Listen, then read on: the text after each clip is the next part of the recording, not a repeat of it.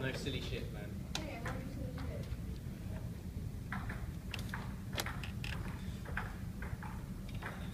Okay, ready? Ready?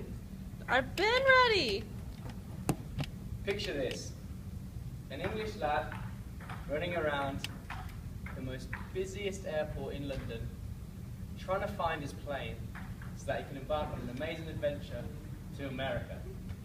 Now he's running, and he looks like the scene out of Baywatch, but this was before pre-season, and he didn't look like the men out of Baywatch, he actually looked like the women. So he's running, and he gets to Terminal 3, and he realises that his flight's been moved. So then he has to run another 5 minutes back the other way to Terminal 5. And as he's running, he's out of breath, and he's thinking, how on earth am I going to survive pre-season? I'm out of breath just running an airport. He's got his dad running behind. I don't know what's going through his head. He's thinking, oh my God, this is Judgment Day. You know, my son's leaving me. If he fails in life, like if he dies, like that's me. I'm a bad parent. My sister's running too, and she's crying. And no, she's not crying because she's losing her brother for a few months. No, she's crying out of pure happiness because she knows as soon as I get on that plane that she is going to be moving into my room with a double bed, big TV, and it's like 5 times bigger than what her room is originally. And that was me, Billy Fleury, running through the airport, bags hanging off, losing money, forgot his passport temporarily. That was me moving to my new life in America. Now, America is amazing. It's an amazing city, amazing country, full of amazing people, and I'm very lucky to be here. However, you American citizens may not notice how amazing it is, and you may not also notice the weird side of America because you're used to it. You've grown up with America, you've grown up with the culture, whereas I'm a bit different. I've grown up with the culture, so I understand and can notice the differences. Now, America is weird and it's wonderful, and I'm going to enlighten you on some of the weird and wonderful things this country has. Firstly, I'm going to talk about why I came here. Now, I came here because I love football, soccer, football. I love to play football. I wanted to play every day, so moving here meant that I could fulfill that dream and be able to play here while also getting a college education. Now, originally, I turned down my offer to Concordia because it was too expensive. And I mean, we all kind of know it is a bit expensive. I think you all can agree with me there. So I said no to Mr. Berkey, who I didn't know at the time, but I wouldn't say no to him now. But I said no to him and decided to go to Iowa. So I was originally moving to Iowa. I don't know if anyone here has been to Iowa. There's more pigs in Iowa than there is people. Now, I was going to move to Iowa, but for whatever reason, the coach there left, leaving me in a bit of a predicament. And he emailed me saying, "Bill, I'm leaving, sorry." And I was like, okay, great. So what am I doing? Me and my dad were like, disaster. But we decided it must be a sign that I should have moved to Portland, and it was the universe telling me that I should have moved here.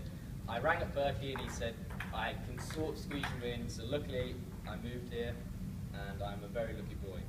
Now, what I first noticed about America, first impressions are pretty important. You know, it's part of life that everyone has. And my first 2 impressions of America were naturally the first 2 people I met.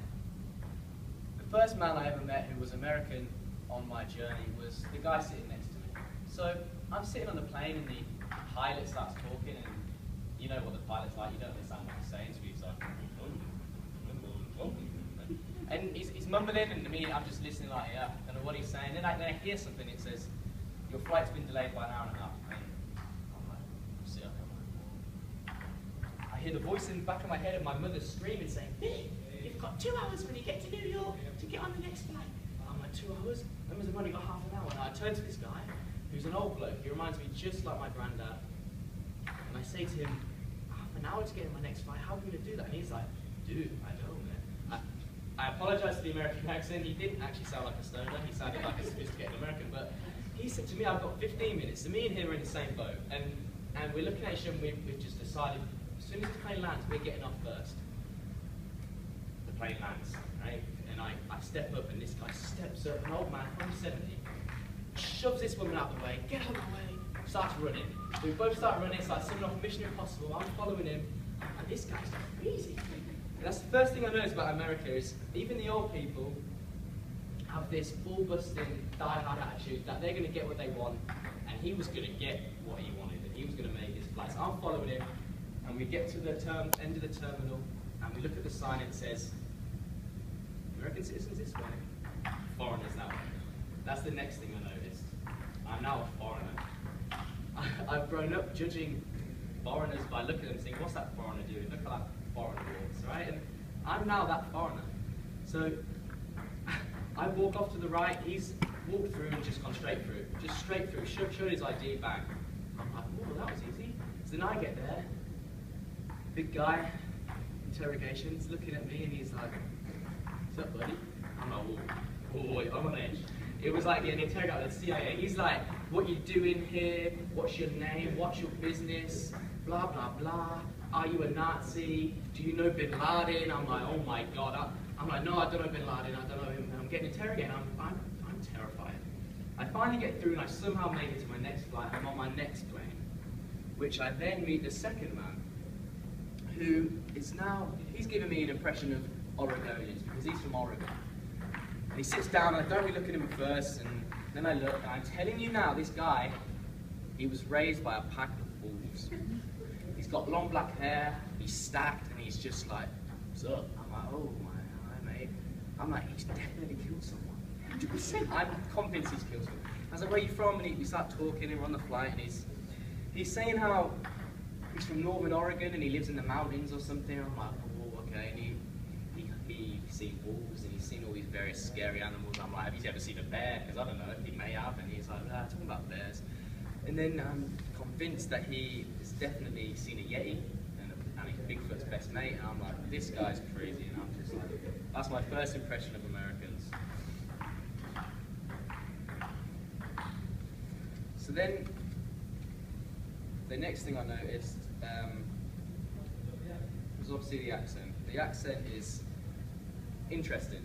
I've had many of you ask me over the time, Bill, man, do we have an accent, dude? And you do, and you don't notice it, but you do. And your accents are actually great because it's not, they don't have a twang, they have a standard American accent. And I'm really happy I moved to the West so I can have a normal American accent. Okay, so now I'm moving to my favorite part of the speech, and I'm talking about the weird side of America. So it's the first 2 weeks, and I'm walking down East Hall, so I'm walking like that because the corridor's tiny. And there's a guy coming towards me, and he's just sort of smiling, and I'm looking at him, and I'm like, okay, and I check my shoulder, and thinking his friend's behind him. It's just me. And he starts staring, I just nod, and then he gets on all fours. Not like that, Kaya, but he does get on all fours, and he starts bowing at me. Right? He's bowing. I'm just there, and he's literally there, and I'm like, this kid's for real? Or is, what are you doing? So he bows for maybe 30 seconds. I just took it. I was like, yeah, you know what, bow. Go for it. I was chilling. And he gets back up, and I just nod at him as if it's normal, and walked off. Never spoke to him since. I was just like, okay. The next thing is American driving. Now, back home, we don't have these stop signs. Not as many, anyway. Where you drive and you stop, and you drive and you stop, and you kill the economy because of how much gas you're using, but well, that's a different story altogether. And I can't forget snow day. It's snow day. Me and my roommate went for a run, because that's what you do in the snow. So we're running and just looking around, and these guys are driving, and they're just slamming on the brakes last minute, and just missing the stop sign, and just coasting. I'm like, mate, reapply your brakes. Like, come on, do you not know how to drive? In the snow? We see a school bus been hit by a car, and it was just chaos. And I was like, these Americans don't know how to drive. The next weird thing is the demand on religion. It's coming from a country where religion isn't as important or isn't as big or isn't as influential. It's quite interesting seeing the religion side. And I can never forget the first freshman meal we all had outside, and this girl got asked to do a prayer, and I was like, okay, that's cool, she can do a prayer, that's sweet. She stands up, I'm like, oh, she didn't know, this is going to be great. Somehow she pulls out a puppet or something, and she starts doing this, funny voice, and I'm looking around like, this is different, right? Like, where have I come to? Like, what is this place? And I'm looking, and everyone else is just sort of going on with it? I'm like, people, open your eyes. She's got a puppet. She's 20 years old. But apparently that's fine. That's weird. For me, that's weird. The next thing is it's got to be the American questions about where I'm from. I was walking towards my apartment. This guy's walking towards me, and he's got long hair, quite long hair, and he's looking at me. And I'm staring at him, obviously, and I'm like, "You're right, mate. You're right, mate. Standing hello." He's like, "Dude." Now this guy was on another level. He may have smoked something, probably smoked something, and he's like, "Dude, nice accent, man." I'm like, "All right." And this guy was a stoner, okay? Not like the old man. He had a nice accent. This guy was stoner. I'm like, "You're right." He's like, "Have you ever met the Queen?" I'm like, in my head I'm thinking, no one ever meets the Queen unless you've done something really, really important. But I'm just like, okay, go along with it. Why not? I was like, yeah, I meet the Queen all the time. Last time I high-fived her. And he's like, dude, seriously? I was like, yeah. And then he just went, sweet, and walked off. I'm like, mate, I just told you about the Queen. Like, do you not want to hear about it? He's like, he's just gone. I was like, okay. Strange. The next thing is the wonderful. Now, Americans they're great. They're warm. They have a great personality. You know, they actually care about your life and they're interested in what you're talking about.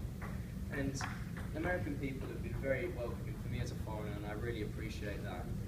Another thing that's amazing about America is the scenery. You know, you're upstairs in the library and you look out the window, you see Mount Hood, and it's a 30-minute drive away, and it's a big mountain. Like, we just don't have that back home. And it's beautiful. It's a beautiful place. And I think maybe if you grow up here, you don't notice how beautiful it is. It's just like if you went to London and you'd see Big Ben and be like, oh, look, Big Ben. For me, it's just Big Ben. But the scenery's great. The next thing is Portland. There's not many places in the world where you can see a woman driving a bike with flat tires, holding a box of donuts with a ferret on her shoulder. You know, in Portland, that's just what happens, and it's accepted, and it's great. Portland's a beautiful place. Eric might not agree with me that Portland's great, but Portland is great. The next thing is the opportunity here is amazing. You know, the opportunity to have a good life. People want to come to America to earn a living, and there's so many opportunities for job lines, and working in a good company or having a good life. That's amazing too. And yes, we have that back home, but I think it's definitely bigger here. The next thing I'm going to talk about is the differences. Now, obviously the culture's different. I mean, it's a different country, so there's going to be differences. But the differences that I notice are quite funny. And the first one is Americans like to make things simple, I think, and that's fine. But a drive-through ATM machine, for me, is just a little bit too fast. I remember going to the bank and I see this box outside with a drive-through, and I'm like, what is that? And they're like, that's a drive-through ATM. You just drive through, you type your money, get your money. I'm like, you don't get out the cars? And they're like, no. So I'm like, that's just crazy to me. No wonder you lot have a sort of overweight problem. I'm like, surely it would make more sense to have a treadmill that powers up the ATM, that you have to run on for 5 minutes before you get your money. I don't know, that would just be revolutionary, I think. The next thing is the array of fast food.